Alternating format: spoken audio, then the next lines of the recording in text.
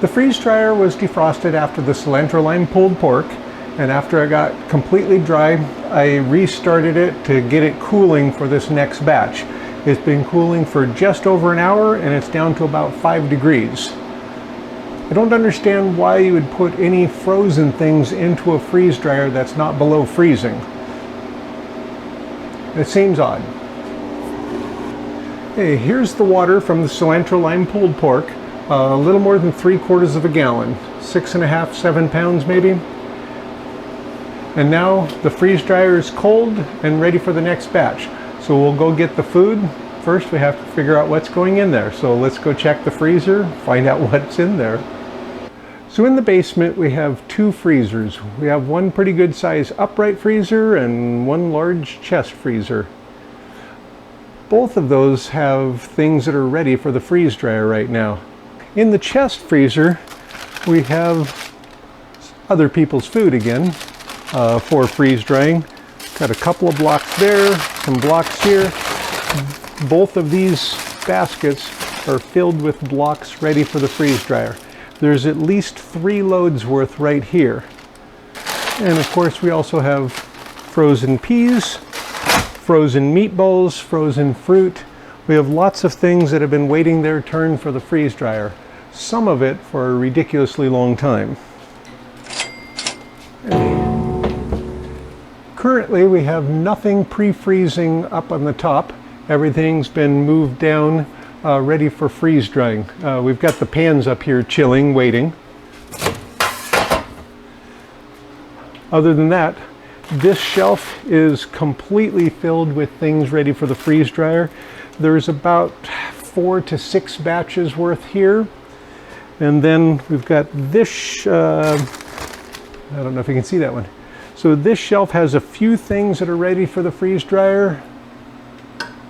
And then this shelf, this side, is all freeze dryer blocks. Doing another big number 10 can of nacho cheese sauce. So into the freezer for pre-freezing. And these are ones that were lost in the other freezer until a few days ago. They got found, didn't even realize they were in there. These are frozen nacho cheese sauce ready for freeze drying. We haven't done nacho cheese frost this year even, so these were at least 7 or 8 months that they've been waiting their turn. Close that up for a second so the alarm doesn't go off. But we'll pick out enough things to fill up one freeze dryer load and get them started. I'm going to do the nacho cheese sauce because we haven't done any of that in quite a while, and we'll find enough other things to fill up the trays. The full blocks, we need 8 of those, and then 4 of the half blocks to fill up everything. So we need a minimum of 8 big ones, 4 little ones. We could have a lot more little ones, that would be fine. Let's see what we can find in there. I think everything else has been popped out of the pan except for the nacho cheese sauce, so we'll have to pop those out. 2 of the ground beef from earlier. So we have 2 half blocks of milk. Oh, we've got some half blocks of crushed tomato and a full block of crushed tomato. That gives us 4 half blocks. Here's 2 blocks of meatballs and mushroom sauce. That doesn't put a very big dent in the freezer as far as backlog, but we've got 2 batches of this that we're going to do, 2 miscellaneous batches just out of the freezer, and we'll put these wherever they fit in the bins. So let's get these on the trays. So we'll get these on the trays, but I'll have to watch the weights carefully because there's going to be a lot of different items and I need the weights of each one of them before they start. So tray 1, and I think I'm going to be best if I simply tear it out for each item that I put on it and then keep a note for it. So it'll be a little bit ugly. Start with an easy one. The meatballs with mushroom sauce. 2 blocks of that, and they should have been 1 pound each when they started. So I'm going to, again, I'm going to get rid of this each time. It's going to be a little bit different. So meatballs, $8.92. So I'll go ahead and tear that out again and put a block, then I'm going to add a block of milk on there.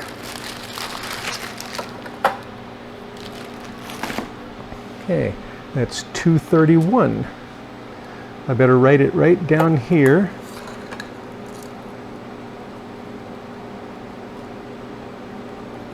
Okay, so then I've got the weight of that one on there. Okay, so then I've got the weights for tray number 1.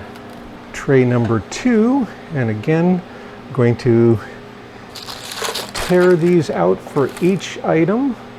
We'll put the block of milk on there, and it's 219.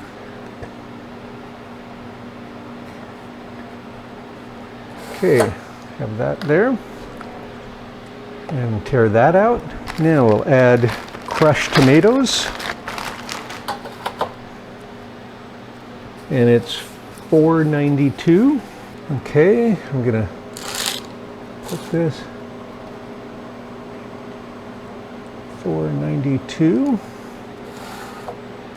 I'm just gonna slide a piece of parchment between those just so they're not touching. Okay, next spot, get some cheese sauce.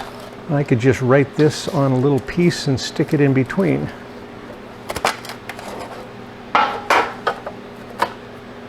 Okay, that's $4.98. Okay, and I'll add this little tag right between. Basically just so they're not touching, though I don't know that it matters.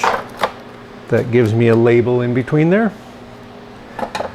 The blocks that come out as 500 grams now were probably, or close to 500 grams, were probably weighed out as 500 grams originally. Okay, so 2 cheeses. So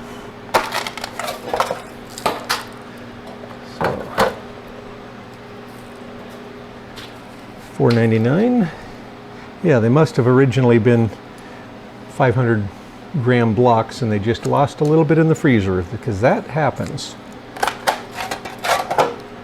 Oops, tear that out again. That one's only $4.90. And then this one will be tomato. And I'll do this to get weight on it. I'll just set the block on top. $2.39. I'll write it right here too.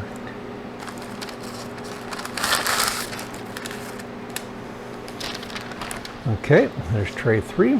And finally, tray 4. And I'm not going to worry about these touching because this will be tomato sauce and ground beef. So $2.39. Go ahead and weigh these separately. And these should have been 1 pound when they were first put in there. So $4.40. And get the other one. I'll set it on top. $4.52. That block must be a little big, because the half block sometimes I get them, the divider a little off-centered, and if the divider isn't in the center, it doesn't stay down. Okay, we'll see what we can do with thermometers. And I'm going to go ahead and get the gross weight on each tray as they set right now, because I can. So 1880. Then I can have a total weight of the product. 1958. This will give me a good indication of the water load, since I know what most of these foods are as far as water amount. 1970. And 1880. Go with this.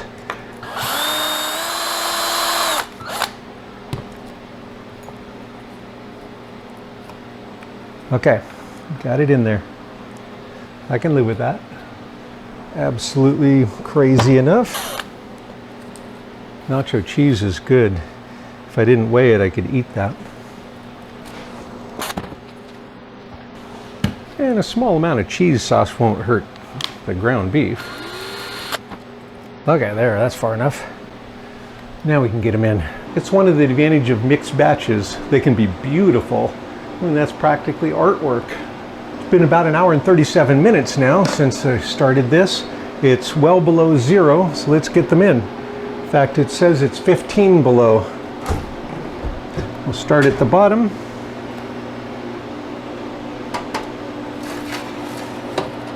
Tray 4 and work our way up. And 3, 2, and 1. All right. So this is, let's see, 15 degrees, about 0, 0, and about 10. So they stayed pretty cold, even though it took quite a while to get them loaded. A lot longer than I thought. Trying to figure out how to drill the holes and choose which ones to put where. Mostly the fact that I wanted to know what they all weighed. Okay, so we have a complete seal ring around there already, so it's ready to go. They're in there just before midnight, so it's still today. This batch will take a decent amount of time. It's a fairly large water load. The ground beef has very little water in it. Everything else is pretty water heavy. So this is going to be a relatively heavy load. It's going to take a fairly decent amount of time. None of it's a thing that really wants to prevent water from getting out, like blueberries or pineapple. So it shouldn't be too bad. Anyway, we'll see you in 2 days. I'll be back in just a minute. Unfortunately, my editing didn't keep up during this batch. So I got further and further behind, and now I think I'm 4 or 5 batches behind. So that's like 8 or 10 days. We're on the last 2 batches of the first 50. We've done sets of them over and over, except these last 2 batches are miscellaneous stuff, just cleaning out the freezer a little bit. Unfortunately, this is only 2 batches, and I think I've got 10 to 15 batches still waiting in there, between mine and my sister's stuff. And that doesn't even count pre-bagged things that we bought for freeze drying, like apples and peas and things like that, meatballs. So that's just the things that we've made, put in pans, popped out of pans, and are sitting there waiting to be done. We're way behind. So my question to you is, which item are you most interested in seeing how it comes out when it's being rehydrated? Is there anything that you've really wanted to see freeze-dried that I haven't freeze-dried yet? That is something that I would eat, because if it's something that sounds disgusting to me, I probably won't freeze-dry it. We'll talk more later. Batch 49 with the miscellaneous things from the freezer finished a few minutes ago, but the thermometers in the food still show me what the temperatures are, and they're all at least about 70 or 80 degrees. So it's still fine to take out and weigh and put back in. There's no danger of any condensation on them yet. So we'll get that taken care of, put them back in there for a couple hours and see if they're dry. Open the drain valve. All right, the thermometers show just about 70, 80, 80, and 70.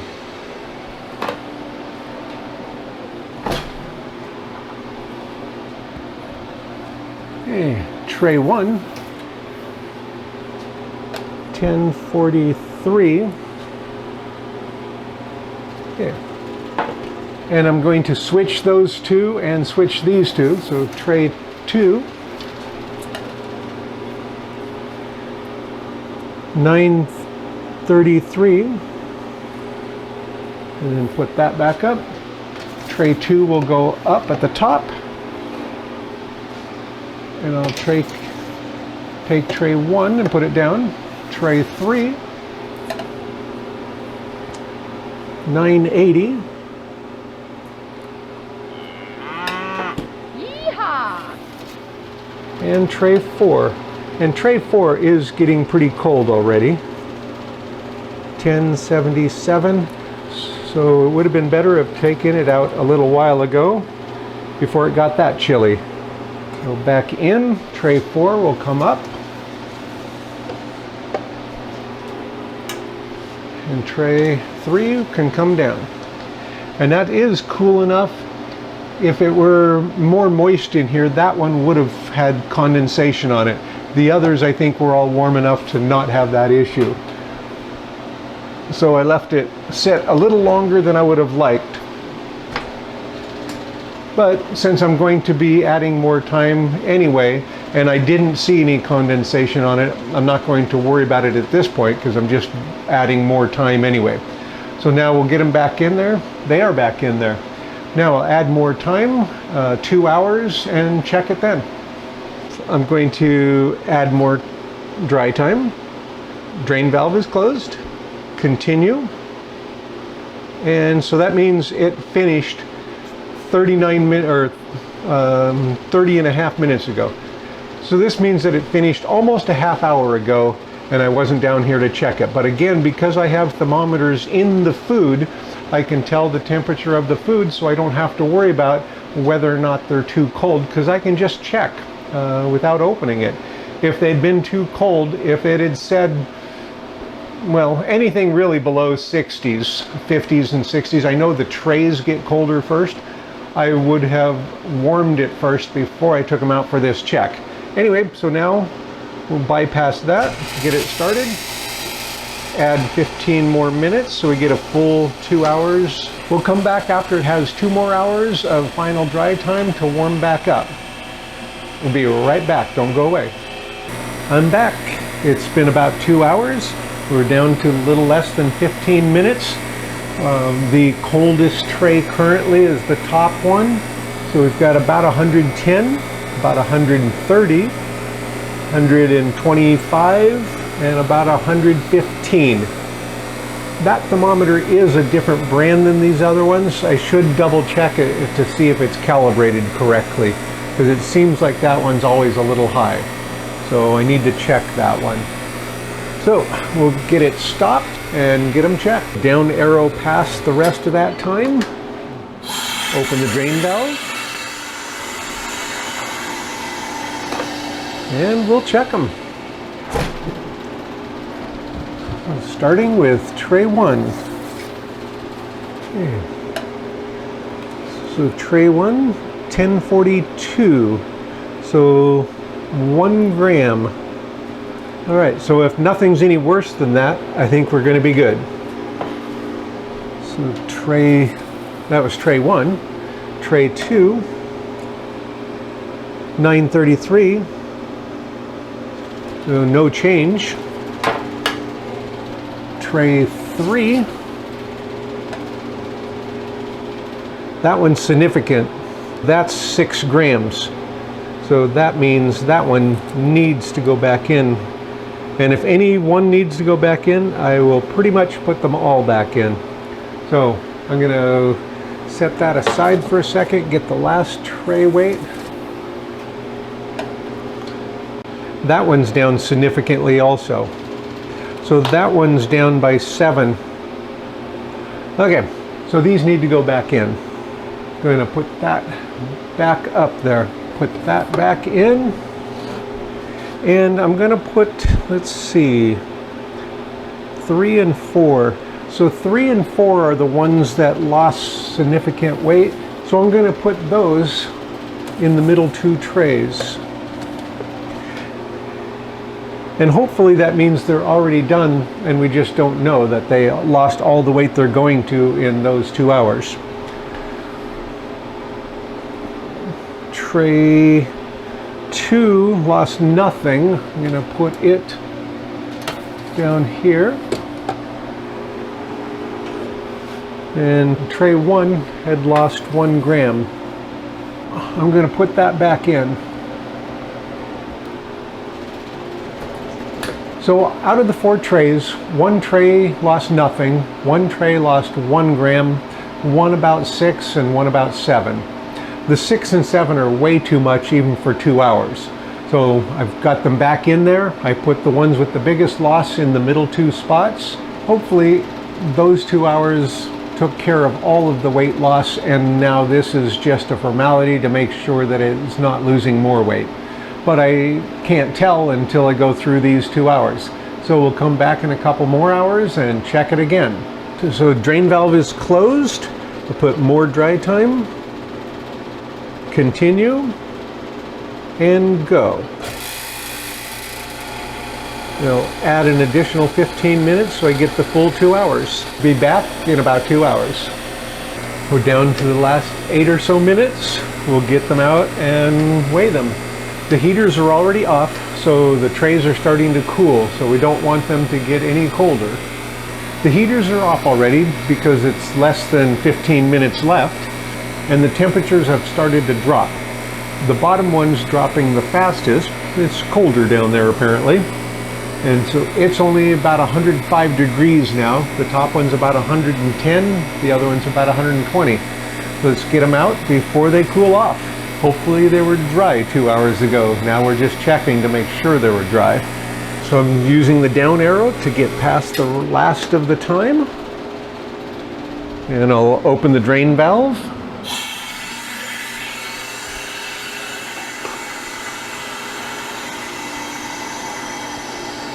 And last time tray 1 had only dropped a single gram. Oh, let's see where it's at now. And still the same, 1042. Okay, that's good. Tray 2.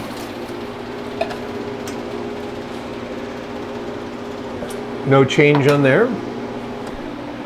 Tray 3.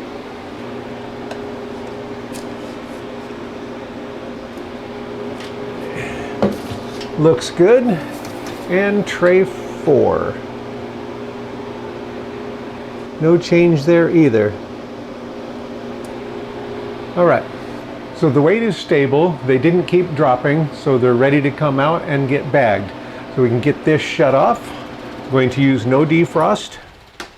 Get the defrost fan in on the door, and get a little defrost baffle in place and get that started. I'll wait to turn that on until I wheel the trays over to the bagging area. So I'll get that over there, and then we'll get the times and the power usage. I'll be right back. So about 46.5 hours, and because it was dry 2 hours ago, that's what the dry check shows, is that it was dry 2 hours ago. We'll put 34.5 hours. The power usage on that miscellaneous batch was 3161. So reset it, get it ready for the next one, and then move on to the bagging area. One of the nice things about a miscellaneous batch is they're pretty. Let's get the final weights of all the trays with the thermometers pulled out, and then figure out how they're going to get bagged. Tray 1, 1033. Tray 2, 925. Tray 3, 969. And tray 4, 1064. So that gives me the totals of the trays, but I need to know each specific block when I bag it. So I'll zero out the bag, put that item into it, and then reweigh it. So I have a list of all of those items in each spot. So I'll be able to track that to find out how much water that block lost, or that block. And that'll be important for things that need to be rehydrated, like the cheese sauce or the tomato, the crushed tomatoes. So I'll get the numbers and we'll be back. I'm going to tear out that bag, and I'm going to get the tomato, the crushed tomatoes. Those two pieces belong together. So those, I'll get that weight. I'll weigh those one at a time. So the one on tray 4 was 239, and these should be solid enough to gently pick up. It was 239, now it's 26.4. Now I'm going to tear that out again and add this block, because this one was 239. So now it is, make sure there's nothing touching the table, it's 25.6. And that will tell me how much water needs to go in that one. So that one's going in here. That one needs 448 grams to rehydrate it back to what it was. So I'll crush this up a little bit, and I can pour it in that bag. Oh, and I don't need to crush it all the way, I just need to crush it well enough to be able to fit it into that bag. This will rehydrate very, very rapidly. All right, so that can go in there. So I should have used a pint bag apparently. Okay, so then I'll get the other block of tomato. Zero it out so I can get that block. That block was 492. It was 500 before it went in the freezer, but when it went on this tray, it was 492. And I'm still using the 500 of the original for the rehydration numbers. I'm just using the 492 to calculate what it lost during the freeze drying, if that makes sense. And that's 50.7, 50.6. So now this one needs 441.4 grams. So I'm just going to put 441 to rehydrate it back to the same. So it's slightly different than the other block, which again isn't surprising with product like that. All right, so there's the crushed tomatoes. Let's see which ones we want to do next. Well, I want to get those ground beef ones taken care of. And with the ground beef one, it's just going into a couple of bags. Where's my ground beef bags? So I have the ground beef bags that they were 1 pound and that it needs some amount of water. So that's what we have to figure out by weighing it. And on this, I'm going to go ahead and just put it directly in the bag. I'll tear out the scale or zero out the scale with that. So now let's see if we can get one block on there. I want to keep these two parts separate because I weighed them separately. And so now let's get one of the blocks in there.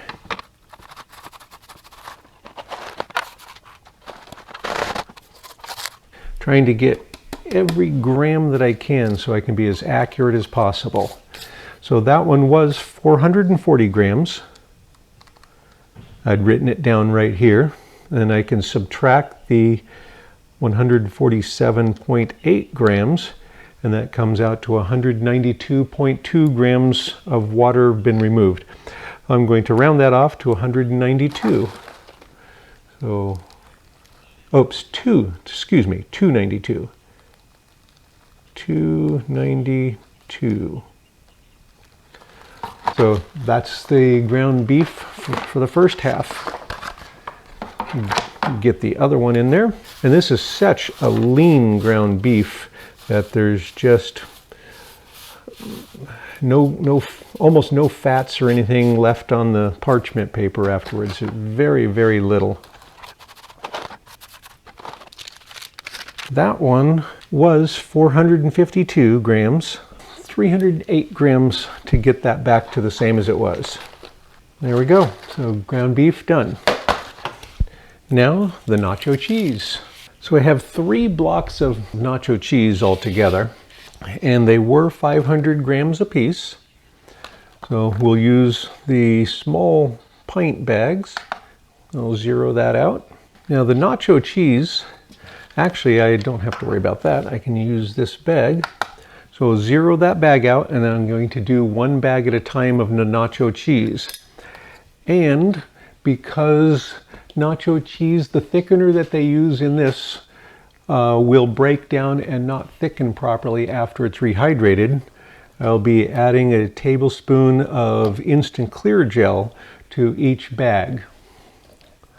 And then when I go to rehydrate it, it will work properly. Oh, I don't know how solid these are. Okay. So this was 490 grams and 101. 490 minus 101, 389 grams for this one. And so I'll crush this one up quite nicely. And even after checking them and weighing them at the freeze dryer, if I ever find any cool spot or damp spot in one of these when I'm crushing it, I'll pour everything back on the tray and put it back in the freeze dryer for more time. I'm just not chancing any kind of moisture in my bags. And this nacho cheese sauce goes good in macaroni and cheese. And I probably could just buy this as a powder instead of in the canned, but we had the canned anyway. It was on sale, got a good price on it. We might as well use it and save it. So that's going to go in this bag. Going to add a tablespoon And a tablespoon might be a bit much for this, but it'll work. So I've got a tablespoon of the instant clear gel. I'm going to add that to the cheese, which I should have opened the bag first.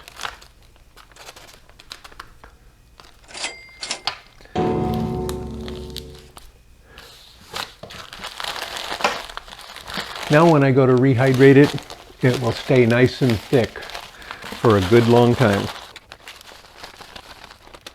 So basically, foods that are a sauce kind of thing or have a thickening to it, stews, the mushrooms and meatball sauce, this cheese, the sauce might break. It might not stay thick because it's been frozen. So this will fix that.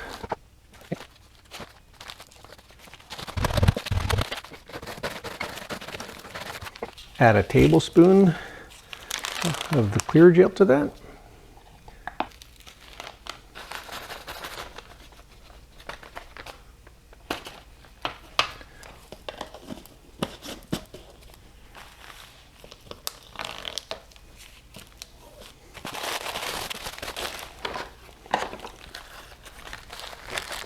Well, shucks.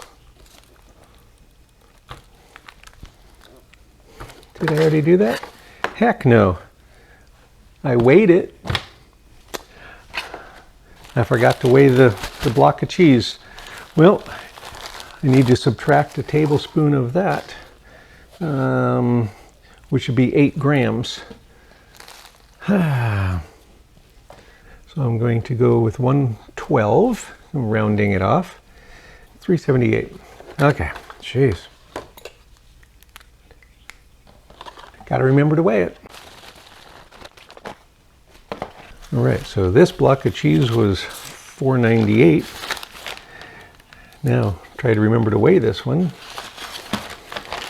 So 498, 102, so 396. I've mentioned before of why I crush food like this. This way it minimizes the exposure to air and atmosphere moisture. If I put it in a blender or a food processor, yeah, that'll work, but I have to put it in it, I have to take it out, I have to whirl it around. I think it's got more of a chance to gain moisture that I just don't need in there. And I could be wrong. You know, and it probably depends on how humid the day is. Maybe it's not a problem most of the time, but this, I really don't have to worry about it. Give it a quick shake.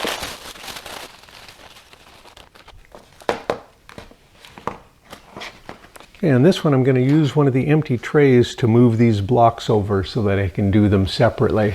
So I want to get this block out first.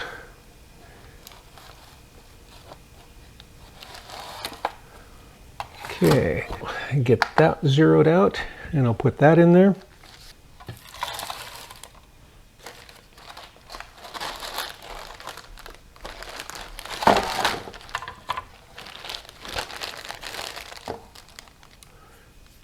So 130. I want to check to see what this one weighs. How would I do that? I should zero it out with the scoop.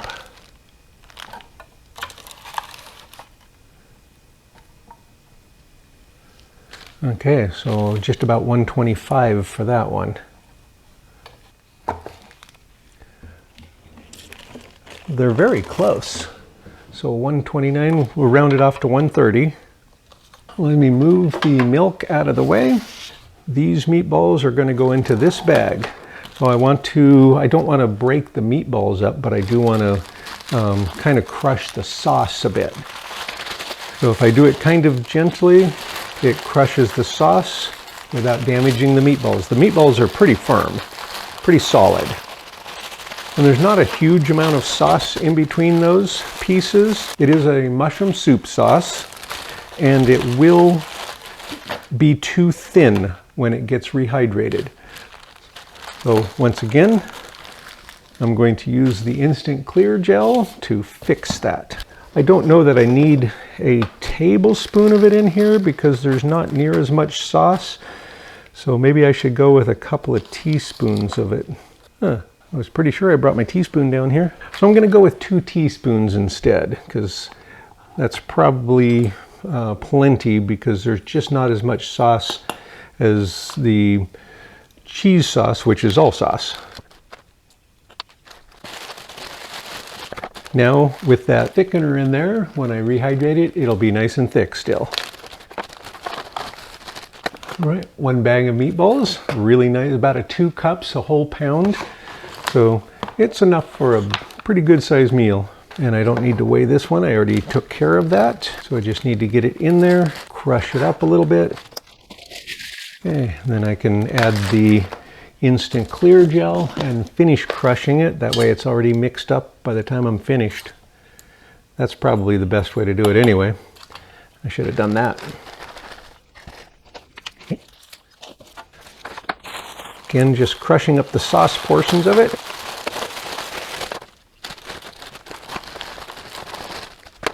One bag left. So I'll put the milk, both pieces in the bag, but I'll weigh them one at a time so I know how much I have. Make sure that I've got that zeroed out. I do. I'll add the block of milk from tray 1. This one was 231 grams. I'm turning it this way just because then I've got these curved edges and it fits in there very, very easily. 27 grams on that one. Okay, get this one added to it. This block was 219 grams. Let's zero this out. Okay, it is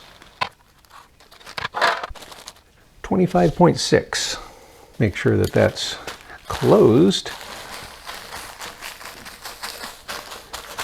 Milk takes nothing to crush. Done. This needs 497. And milk. So that's only a couple of cups of milk, so it's not a lot of milk. So I ended up with 10 bags, 4 pint bags, 6 quart bags. I could have easily done the tomato sauce, the crushed tomatoes in pint bags. I didn't realize how much they were going to crush down, and I'd already labeled the bags. So I've got on each one of them the batch number, what it is, how much it weighed before I started, and how much water it needs to rehydrate it to the same level as it was before. So this one is batch 549, or 49 of this series, nacho cheese sauce. It went into the freeze dryer on 7/31/22. It weighed 500 grams before when I first measured it out. It was about 2 cups. It needs about 389 grams of water to rehydrate it the same as it was. And with the instant clear gel in there, it'll thicken up real nice and be good nacho cheese sauce. Okay, now I'm going to add 300 cc oxygen absorbers, and there should be 10 in here, and I should need all 10. Drop one in each one. If it's low enough, I'll just drop it in the top. If it's pretty high, I'll kind of tuck it down the side to make sure that I don't end up with it in the seal. And then I'll get them closed quickly. And if there's space, I'll push out any extra air and zipper it shut. And remember, you still have to heat seal them even if you have a zipper type one, unless it's just for a very short use. If you're going to use this tomorrow or next week, you wouldn't have to put an oxygen absorber in it or necessarily seal it. So if it's something I'm going to, snack on tomorrow, I wouldn't do all this. But for any long-term storage, I want an oxygen absorber, I want to kind of push out the extra air, and I want to make sure it gets heat sealed. The only advantage to the fact that I used a bag bigger than necessary for the crushed tomatoes is that there's plenty of room in this bag to just pour the water in and rehydrate it in this bag if I want to. Okay, with those, I'm running it twice real quick to make sure that it's all the way up to temperature. And I've got a good seal as high up on the bag as I can get. I left room for 2 or 3 more tries down here in case I do a poor job of sealing, like I get a wrinkle in it or something. Or if I just want to cut it off and use part of it and reseal it, I still have space above the zipper to do that.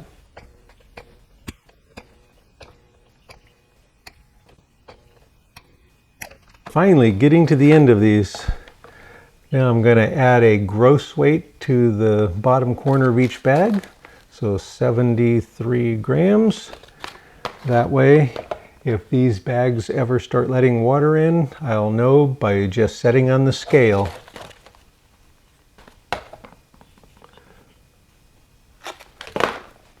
Onto the bins to get them in. The first miscellaneous batch of these two, so batch 49 of the series, is done. It's ready to go into the bins. It's bagged in 10 bags, so we've got 4 pint bags and 6 quart bags. I was just looking in a couple of the bins that had been earlier, like 4 and 5. There's plenty of room at the top. After the oxygen is absorbed, they sink down a little bit. There's definitely room for a few more batches. I may go ahead and add more batches to these. I will show, we've got one more batch, number 50, and then when that's done, I will show what 500 pounds looks like. When the series is done, I might add a little bit more and find out how many more can go into these bins. Bin J was really full. We'll check that in a minute. It was really full. It was touching the top. Almost none of the others were. So it'd be interesting to find out how many batches will fit in here. See if it's 60 maybe. Anyway, I'm pretty sure I could get at least 5-6 more batches in these. But we've got one more to go after this. First, we'll get these into this bin. And I think we'll go ahead and put it in bin 7 if it'll fit. Let's get it in there and check it. So here's the J bin. It doesn't have any extra space at this point, but it's the one that I knew was going to be full earlier, so I had rearranged it to make sure, and then we'd added one more and it was pretty much touching the lid. So that one is complete. I don't know about all of the others. I know that 4 and 5 had space.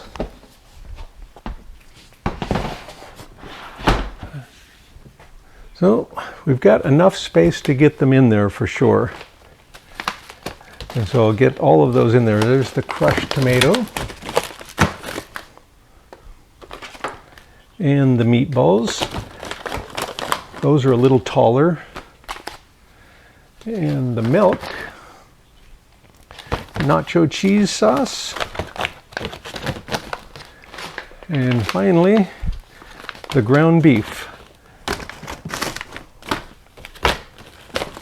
Okay. Well, let's see where this one will fit best. That looks pretty full. We could probably get 2 or 3 more bags in there, but I think that that's a good stopping spot for this bin. Well, obviously, at least for now, because we don't have any more. All right, all of those ended up in bin 7. One batch to go for the first 500. That will be more than 500 pounds of food, the wet weight of the food, because we did some things that were dry when we did them. If you take how much they would weigh when they're wet, we're well over 500 pounds when we finish this. So we'll be able to show what 500 pounds looks like, and you can do that pretty easily on a medium machine in about just over 3 months. So you could easily do 1,500 pounds in a year and still take time off. So that's it for right now. The next batch will also be miscellaneous blocks out of the freezer. We still have many batches worth backed up in there Some of them have been waiting because of the series. Some of them were just extras that we froze while the series was going because the batch size we made. All right, that's it for now. We'll see you later.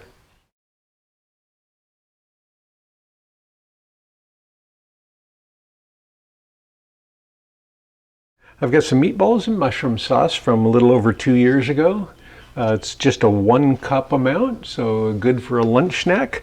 I have 180 grams of boiling water, and this is supposed to have just barely over 180 grams, but rather have it a little bit light. And I'm not even going to try to pull that. I'm going to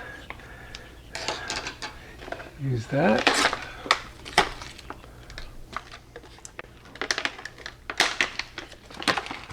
And the oxygen absorber, and then all the stuff in it. So I'm going to go ahead and throw that in there. And you could pour the water directly in there. Boiling water, yeah, that's still good and hot. And when we do meatballs, we get the Costco meatballs and we cut them in half because they just seem a little bit big for bite size. And then I'm going to microwave that for a few seconds to make sure that it's nice and toasty. And then I'll put a lid on it and let it sit here and get nice and warm. Microwave that for 30 seconds, get it extra hot. And I'll just put that lid on there. We'll come back in 10 minutes. Oh, wait a minute. I have a few of the rehydrated vegetables from the eggs, so I'm going to put that in there too. So I just rehydrated those a second ago. Yeehaw! Thought that would be a nice addition to that. So pause that and come back in a few minutes. All right, well, let's check this out. I'm going to go ahead and rewarm it for a few seconds. Let's check the meatball. Yeah, that looks nice and soft.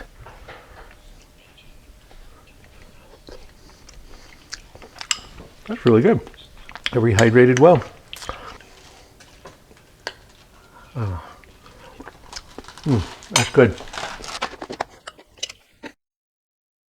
So usually I'd put the meatball sauce over the top of the rice, put that in the container first, but I didn't want to dirty another container.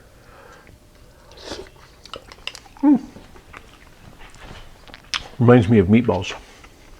I wonder why. What do you think? Reminds you of meatballs? It does. I like the speed. Rehydrate, a few minutes, and lunch. That's warm for one thing, but that's really good. Okay, that rehydrated quite well. Simple and quick and made a mess. Nacho cheese sauce. Another batch of nacho cheese sauce. But I know from past experiments that after it's rehydrated, it will start to get too thin. The thickener that they use for this, and it says right on the can, this was canned nacho cheese sauce. And it says right on the can, do not freeze. So the thickener doesn't hold up. So I'm going to add some of the clear gel for a thickener and then see how much it needs. And I'll add it to the packs after it's freeze dried and as I pack it when it's still dry. Okay, 103 grams and it needs to be 500, so I need almost 400 grams of water added.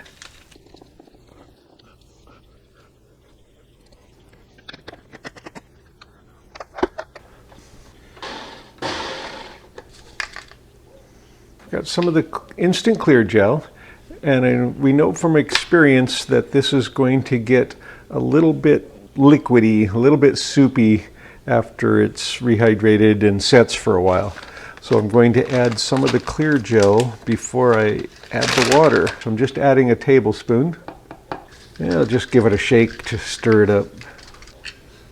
So I'm going to add a little bit less than 400 grams of water. So I've got 395 grams of water here.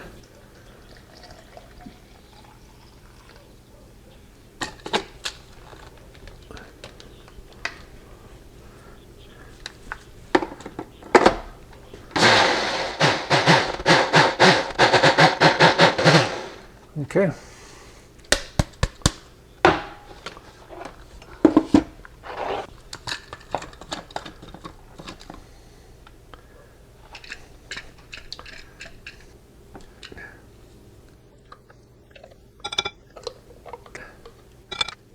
So after I take them out of the freeze dryer, I'm going to add a tablespoon of the instant clear gel to the powder when I bag it so that it's ready to use and it'll thicken and stay thick after it's rehydrated.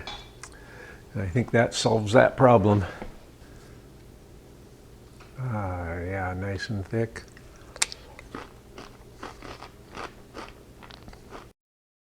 Okay, it's recording. Is it? Yes. Okay. Don't make me doubt.